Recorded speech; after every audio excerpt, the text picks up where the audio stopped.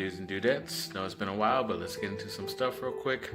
Got an interesting thing at the end that I want to see if it seems possible to anybody else who's a real Laker fan or not. So we'll get into that at the end because it is quite a bit of information. But right now, we do have some news coming out that USC has like top 4 or 4 out of 5 of the most viewed teams, like games of the Pac-12. It's kind of obvious because it is USC. I'm surprised if they did a top 10 list, they wouldn't be like all their Pac-12 games in the top 10. And considering how many, 12 teams, they play each other, play at least 9 teams. So that's quite an accomplishment to have that many views, but just obvious. A lot of those games were on ESPN.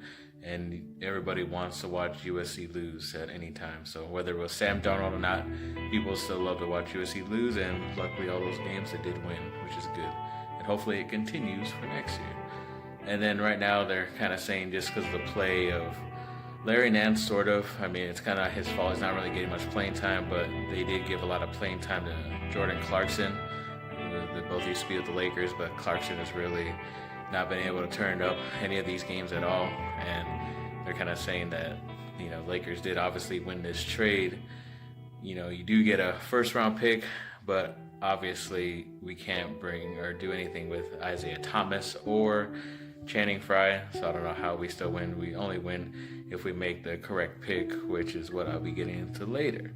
But then there's also a thing saying, well, will the NBA be upset if the Lakers made a super team? Well, I have a way to fix that, and hopefully I have a good enough team to contend with the Golden State Warriors and maybe poaching one of their players away and seeing if they can turn the tide for the Lakers and the NBA to get rid of this Golden State and Cleveland finale.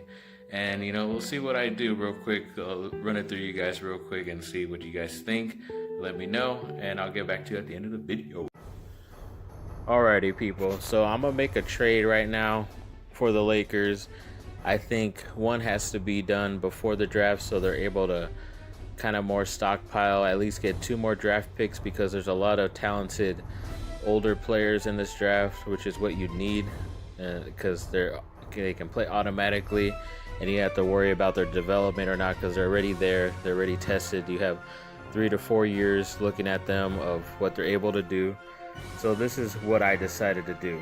So the Atlanta Hawks are going to trade to the LA Lakers their 2018 first round pick. They have like 3 of them, but let's just say they give us the 30th, which is the last pick of the first round. And then they also throw in the 2018 second round pick, number 34. So they're pretty close, and it's kind of what the Lakers are kind of used to working with right now, picking right at the end of the first round and early second round, and that's a really good pickup for them. So then the Lakers would also receive Taurean Prince, who at times to the end of the season kind of showed that he has some talent and he just needs the opportunity. Hopefully, he could develop into a 6th man when he comes to the Lakers instead of having too much pressure over there. And also Tyler Dorsey. Both these contracts are really good because they're on rookie contracts, so they're going to be on the books for the next 2 years, but they're not going to make more than $5 or $6 million. So, and then right now, the Lakers, which also trade here, their 2019 second round pick. We don't know what number that is yet. And then a 2020 second round pick. And I'm only giving them second round picks to the Atlanta Hawks because they are getting Brandon Ingram, that horrible Luol Deng contract, and Tyler Ennis as well. With the Lakers do this, they would save almost $25 million, which leads me into my next one, but I'm gonna expand on this real quick. So yes, even though Brandon Ingram is from one of my teams, my Duke Blue Devils, it's been 2 years and he hasn't been able to finish a whole entire season. Too many nagging injuries that end up happening. I think it's just because of his body frame. Yes, he continues to add more and more weight, but what's going to happen if it's only going to be a few more games this year that he's going to last, and who knows about when it comes to playing time if he's going to have a lot, depending who they sign and who they don't, and it might mess up his development. That's why I say make this trade, then you get 2 really low contracts and at least 2 guys that can at least somewhat play. They can be bench players and you're not spending a lot of money, which is still good. and then you're gaining like around 24 million if they bite with the Luol Deng contract, which it seems pretty fair because we are giving them 2 second-round picks in the future, and then they just have to give up because they have so many picks. It's like, are they going to just stockpile all these players and then obviously nothing's going to happen? That's what all these teams do, but they need something to build around, and I think they can bite on the Brandon Ingram, and hopefully he can have still a successful career in the NBA. I just don't think it's going to be with the Lakers anymore, and this seems like a really logical trade for both, and getting that late first round and early second round pick is really beneficial for the Lakers, about what I'm going to talk about next. So I'm going to show you now what they can do with all this freed up money. With that around $25 million, they have about, right now it's going to be $60 to $65 million to spend. So I'm going to see what they can do, what players they can match up with, and then go from there to the NBA draft of who they should draft with those 4 new selections that they'll have now in this year's NBA draft. Alrighty, people. So now that the Lakers, after that trade with the Atlanta Hawks, now gained around altogether, it should be a little bit above $60 million to spend in free agency. So if you're going to go bang for your buck, you get 2 max deals. So if you want to work it that way, then obviously you should target LeBron James and Kevin Durant, both on player options. Obviously up to them if they want to leave. Kevin Durant says he's going to re-sign, but the dude also wants to make money too, and if he's going to stay in Golden State, he's not going to make any money. And LeBron, it's just really what his family wants him to do, which kind of leaves it up to them. So we'll see how that goes. Then it's sticking with LeBron. If you keep him, you also could go with Paul George, would be the second option. He'll want the max as well. It's just tough to not be able to bring somebody else. But if you want to have at least 3 people with that $60 million, I'd say you would go with LeBron, Will Barton, who would only get a 4-year deal, so his salary isn't going to be that much as far as a max deal. And then you could re-sign Julius Randle as well to a nice contract that isn't going to go over the $60 million. Hopefully, if it does, it's not too much. So that's the scenario if we were to go after LeBron. Then this would be if we just went with Kevin Durant and another max player, which would be Paul George. So it would be just those 2 guys.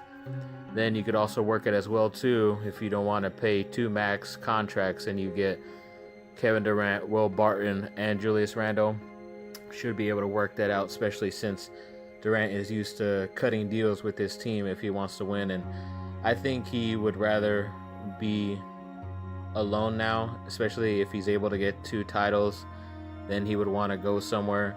It's kind of weird that he doesn't want to go to Washington, which is where he was from, but because they would have a pretty good team with already Beal and Wall there.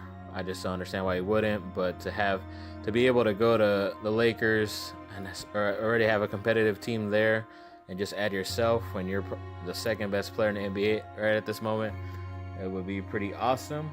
So that's what I have right now as far as trades. I'm going to get into draft picks a little bit later. I don't really have much to say about this. This is all what you hope that will happen, you wish to happen to get any of these players. It's most likely that we're going to end up re-signing Julius Randle and having to suffer another year, but we'll see how this goes. And I'm going to get into my draft picks for those new 2 that we added. So 4 altogether draft picks for the 2018.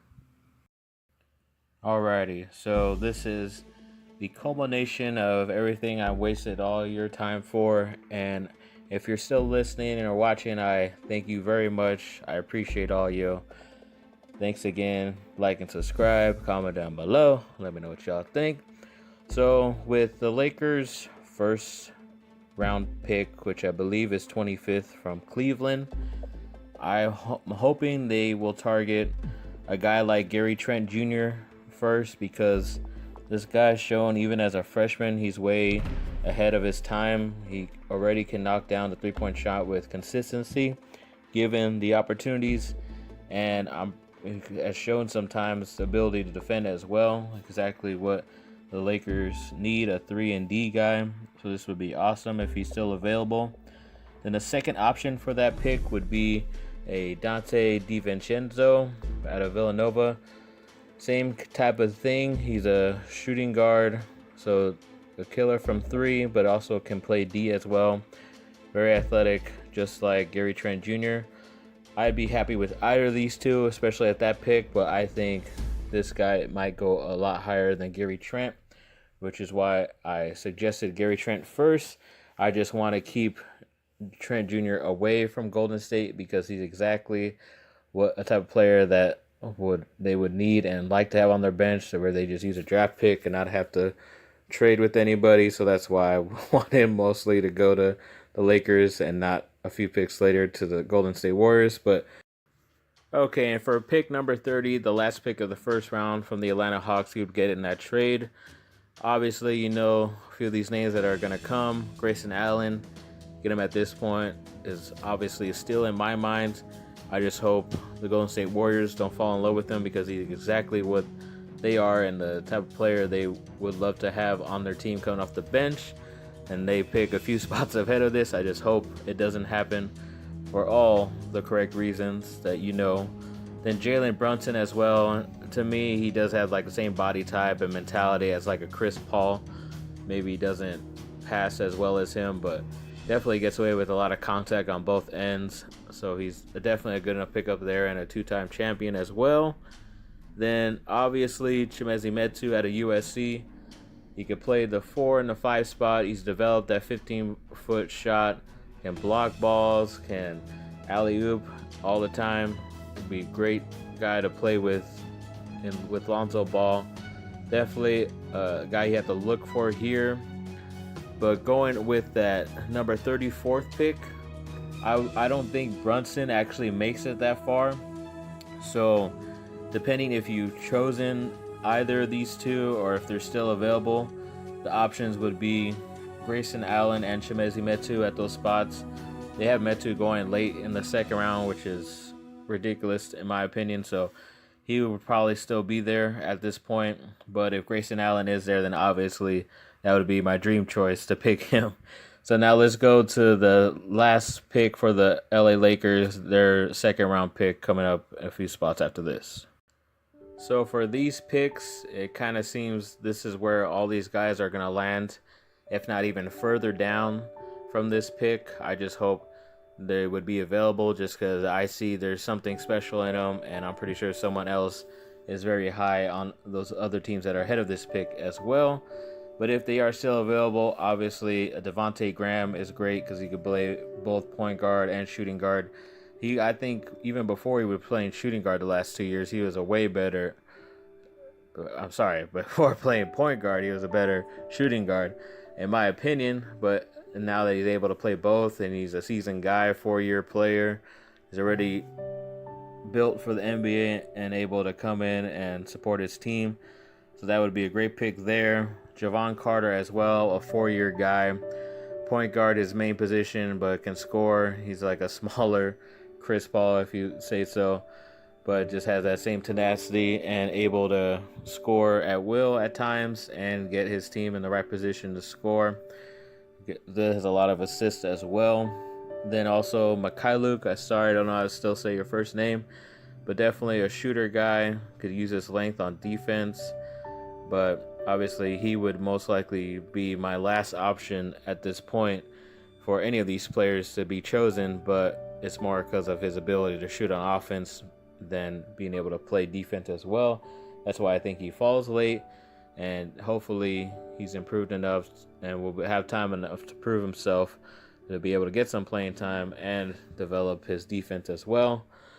But like I said before, people, thanks for watching. Like and subscribe. Comment down below. I know it sounds all crazy, all this information to digest, but let me know what you think. Let me know. I'm pretty sure this trade, it would be possible to go down, but obviously with the Lakers and trades in the NBA, to be the only team in recent history to block a trade for the Lakers, it's unbearable that even happened at that time. And I just hope it wouldn't happen this time, just because like the last time, we are giving up a lot of talent for a certain player or two, but really it's the draft picks that the Lakers need at this moment other than players.